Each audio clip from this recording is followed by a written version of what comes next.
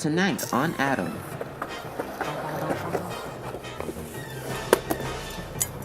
Oh no. Super Daddy. We should have probably taken like maybe 10 extra bags from Meijer. Have you ever had the experience where you found the love of your life and then you just not worry about it anymore? Show hands. Now, has that ever happened? Well, good for you, because I don't know. But I'm kind of surprised. Slowly losing track. 2 minutes.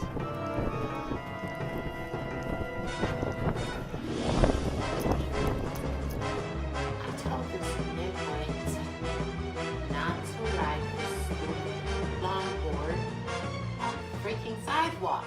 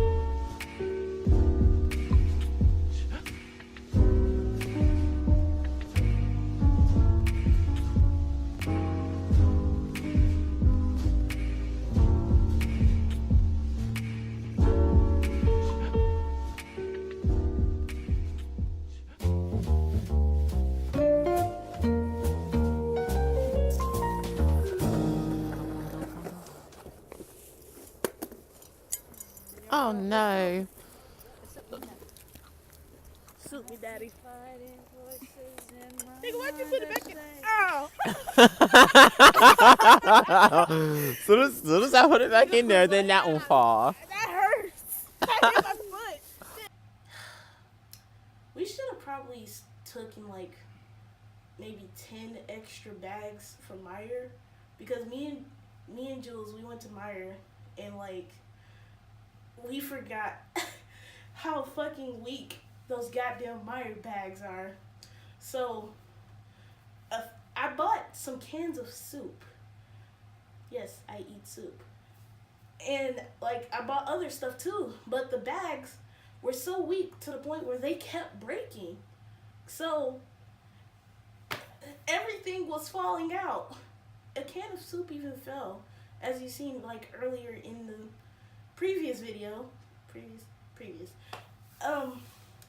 Like I literally screamed out like, ah, the can of soup hit my foot. Shit.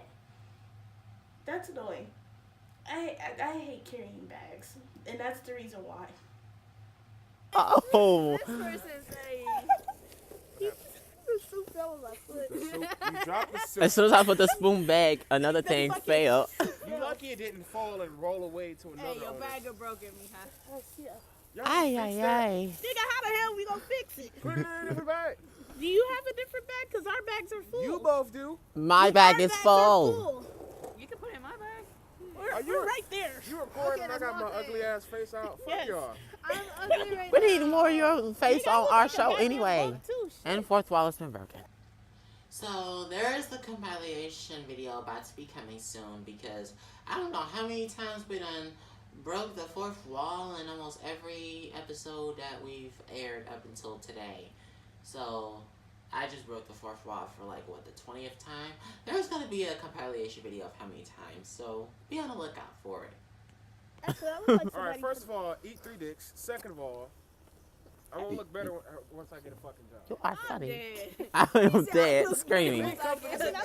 hey, if any companies are watching, you can email me at Sean Benet. You know what? You know what I'm saying? You know what? I'm ugly right now, Julian. Don't. So, You-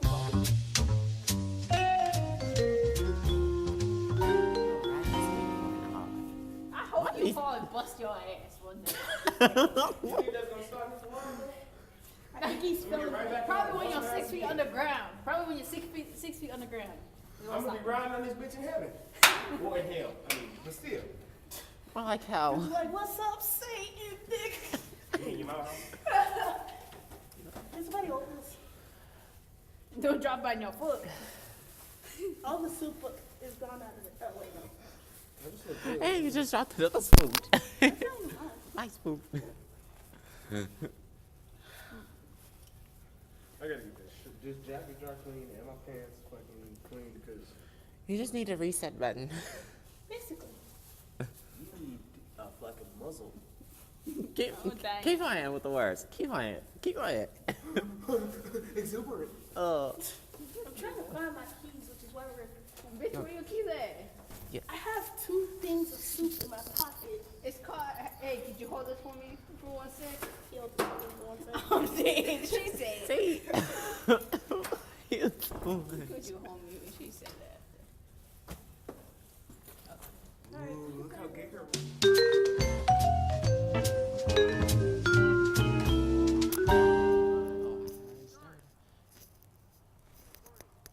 Yes. Yes.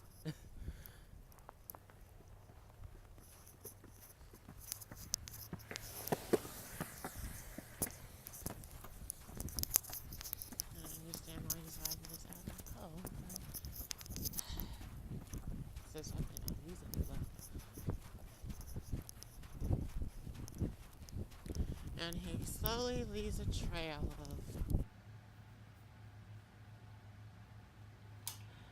I told this nitwit not to ride his stupid longboard on the freaking sidewalk because it was snowing and it was windy. So I really didn't feel a need. He could have just walked. Plus the snow's gonna melt in the water, and which is going to rust his wheels, making it immobilizable. So I really didn't see why you had to ride it. I mean, you could have rode it back in the building, but outside, no, like that's unsafe. 2 wheels. And he slowly but surely falls off.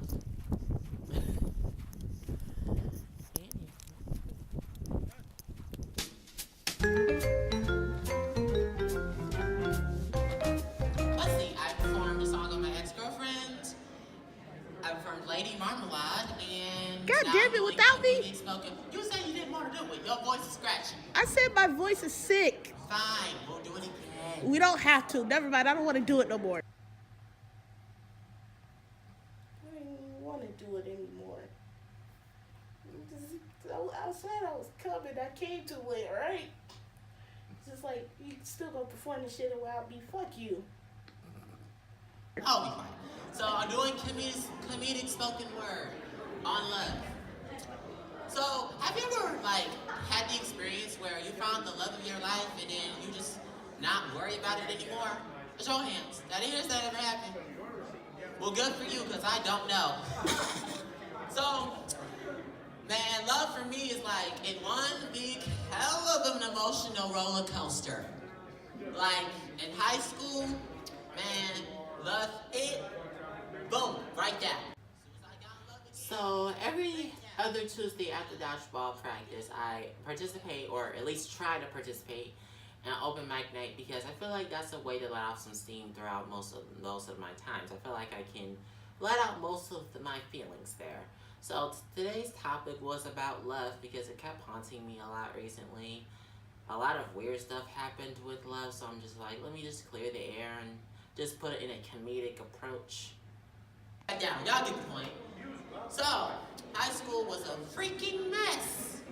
Not only was I betrayed, but I was insulted by a woman. And this woman didn't have no idea what she was talking about. I said, go back and read preschool books before you go try to talk to me. She did not know how to cuss nobody out. She didn't know how to do that. I just said, before you talk to me, go back and read preschool books. Because apparently, I am on a much higher level than you are. High school was a freaking mess. Fast forwarding to college. Well, let's just say the feelings have been mixed. I'm talking about sadness, anger, depression. All these emotions are just coming at me. And I'm just sitting here like, what the hell do I do? Not only do I have a quote-unquote girlfriend, but a few of my ex-girlfriends are back talking with me.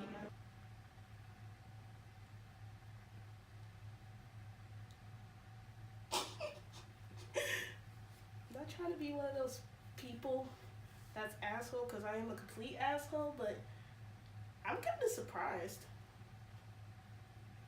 Weird, right? Because the purpose of ex-girlfriend meaning ex, meaning not anymore. So I'm consistently talking to all 4 of these, because there are 4 girls that want to talk to me. One's my girlfriend, the other 3 are ex-girlfriends. I'm just sitting here like, can y'all please stop talking to me? Because I have a girlfriend now. She may be an attention hog at times, but that's just her. You see, Essence has a kind of demeanor where if she gets bored, she literally contacts one of us. And most of the time we understand it, but then other times I just be like, look here, you have to figure out a way to stimulate yourself, because not all the time we're gonna be able to talk. Like, we understand your predicament, but at the same time, it's like, find some way to stimulate yourself. I mean, you're not completely bored. I didn't mean to call it that. It's just, her attention drive is just through the roof right now. And by the way, she's a huge animal fanatic, so please try to keep all cutie little animals away from her. Other than that, she's sweet. She just has a tendency to do, ooh, a baby animal, a baby animal, a baby animal. I'm just sitting here like, chill. So me and my friend Marlon decided to keep count. And right now, where we at, Marlon? 147. It's sad that we have to keep counting this shit. We started on New Year's Day, and right now, her spasms of excitement have slowed down. But right now, we're at 154 now. So it's sad if we count all year. Like, that's so fucked up. Oh my god. Do not show Essence a fucking animal, or she will fucking freak out. Like, in a good way. She'll be like, oh my god. Like, it's a fucking puppy. Shit. We're at 147. Oh my gosh, shits. It's just like, they're baby animals. They're gonna grow up. And then she'll get mad when we call her out on it. But it'd be funny, because her action just be so funny. And then when we keep count, she'd be so mad. Anyways, back to the main point. Love is really perplexed. It's really a complicated thing, like I said in my interlude. It is an emotional roller coaster. It can have you in tears. It can have you doing any types of things you don't want to do. So what's my advice? If love's not for you, stay the hell away from it. Amen. Period. I'll say that one more time. If love's not for you, stay the hell away from it, because it'll leave you like me in a bunch of emotions, curled up in a ball and just thrown at you like dodgeball. By the way, I've been hit in the face about 47 times in dodgeball. Today. Yeah. You won't believe that, but that's true. Dodgeball is known for getting me in the face. And I think they get me in the face because they like me so much. Okay, Marlon, fuck you for that. Second, well, I mean, it's true. I mean, lots of times we're in practice and these motherfuckers want to hit somebody in the motherfucking face, and 96.8% of the time, it's me. I got the most face hit casualties out of everybody on this team. I counted 23 and still counting today. Like, I'm surprised I got hit in the face this semester yet, but all last semester they were hitting me in my face left and right. Like, Jesus, what, do you like this face or something? Like, Jesus, I would rather you hit me. I would rather you hit me below the waist, like the guidelines say. But sometimes they don't listen too well. Hit him in the dick. Oh my gosh, they like this face. They like this, and I make fun of them. I'm like, what? You like my face or something? So think of love as like dodgeball. You dodge it, you get hit in the face with it. You can get hit anywhere else. Okay, I'm done ranting now. Anyway, that's the message here. The message is love can be run hell of a thing. Okay, I'm done. I thought you was about to promote the channel. Oh, and by the way, you guys should subscribe to my YouTube channel. It's called Another Day at MSU. It's featuring myself, my friend Marlon over here. It's just taking us into daily lives of what we do here on campus, because every day is a different adventure here. So again, that's Another Day at MSU. Be sure to subscribe. Another Day at MSU. Thank y'all.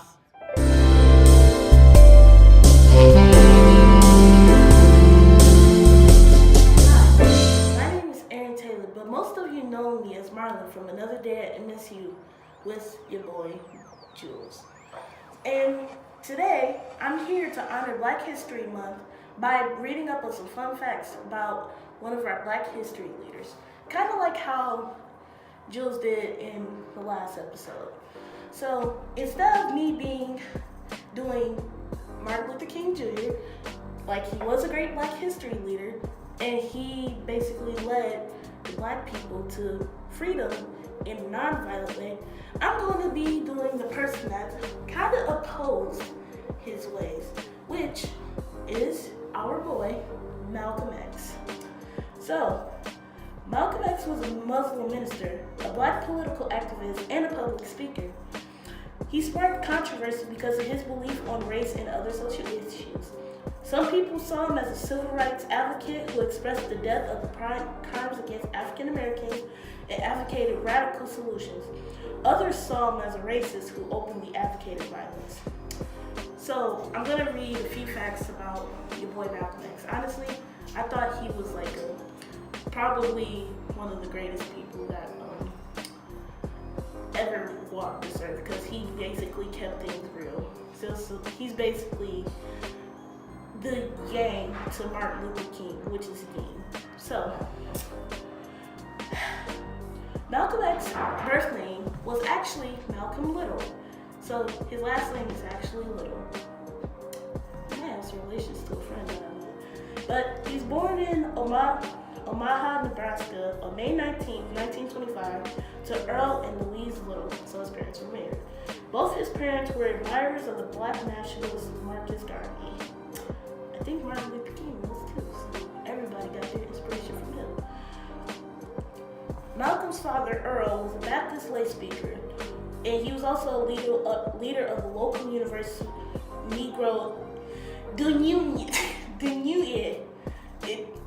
Universal Negro Improvement Association. I tried to pronounce the anyway, but basically, his parents basically taught him and his siblings self-reliance and Black pride. So, power to the people. I would normally be wearing an afro right now, but I had to work today. So, I just decided to put it in a big, nice little ponytail. Anyway, so basically, the family moved around. The little family, that's cute.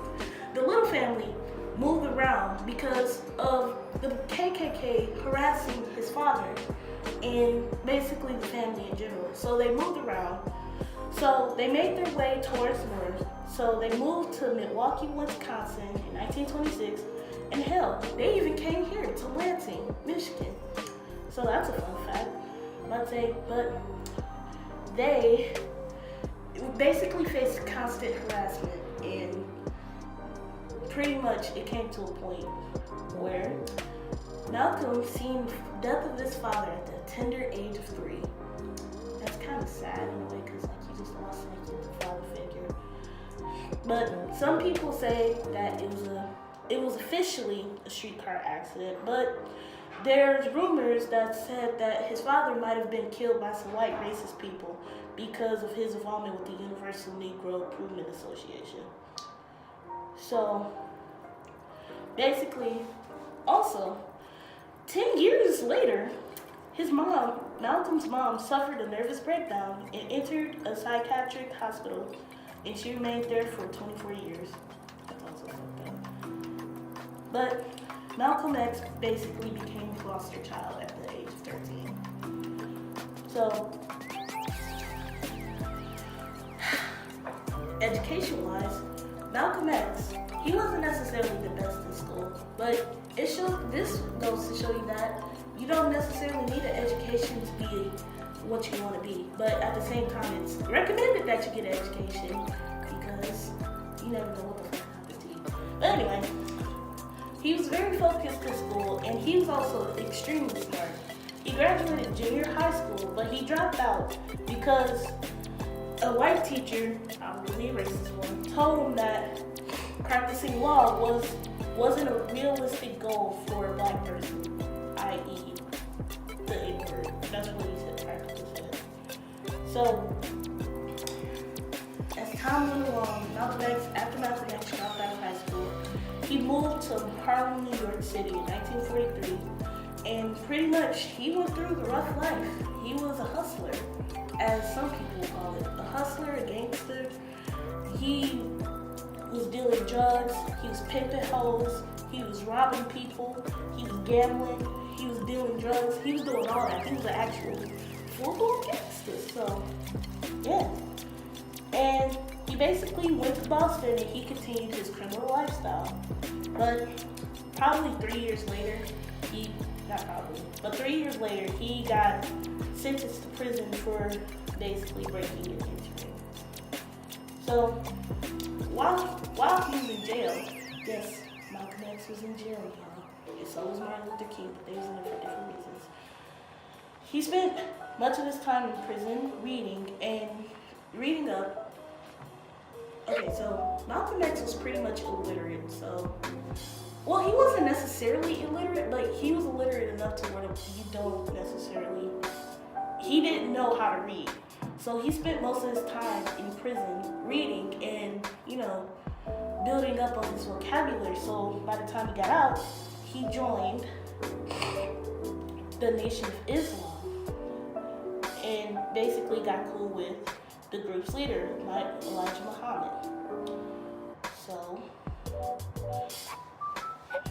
in 1950, that's where Malcolm X came in, because Little was pretty much he believed that Little was his slave ancestor's name, so he changed it to X, which gave him the meaning of known. But yeah, as time went along, he increased the Nations of Islam's population. It increased really big, and in 1958 he married a nice little fine John named, no, I'm joking. He married Betty X, a civil rights leader activist, and they had 6 daughters together. They were busy. I might say, and 2 of them, which were a set of twins, were born after his death. So,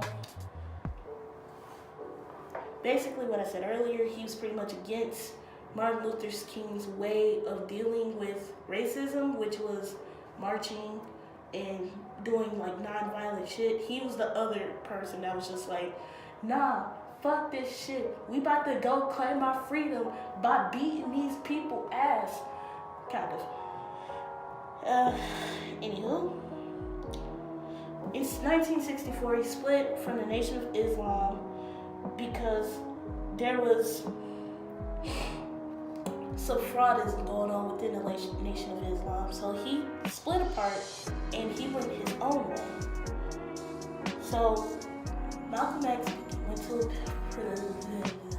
a pilgrimage to Mecca, where he learned basically the true ways of is the Islamic ways. And basically everybody's equal. So, the reason why he died is because he started to receive threats and stuff from the Nation of Islam, the people that he was, cool with once upon a time. But there was some fake shit going on in there, so he was just like, yeah, I'm just gonna separate. But he started receiving death threats because he knew things that other people didn't. And they considered him a traitor. So, on February 21st of 1965, Malcolm was shot dead at the Aduba Ballroom in Manhattan. Like, he was like headshot, boom, like goddamn. Basically, he was shot in the face with a sawed-off shotgun, while two others rushed to fire semi-automatic guns. So, as you know, it was pretty much the Nation of Islam, people that was a part of it. But, yeah, he was considered one of the greatest Black history activists, along with Martin Luther King, despite them having opposing ways. So, that concludes our Black History Month. That concludes who I was going to talk about for Black History Month. So, thank you guys for listening, and, to all those that follow, let everybody know, subscribe, like, follow us on Facebook and all that stuff. And yeah, see you guys next time.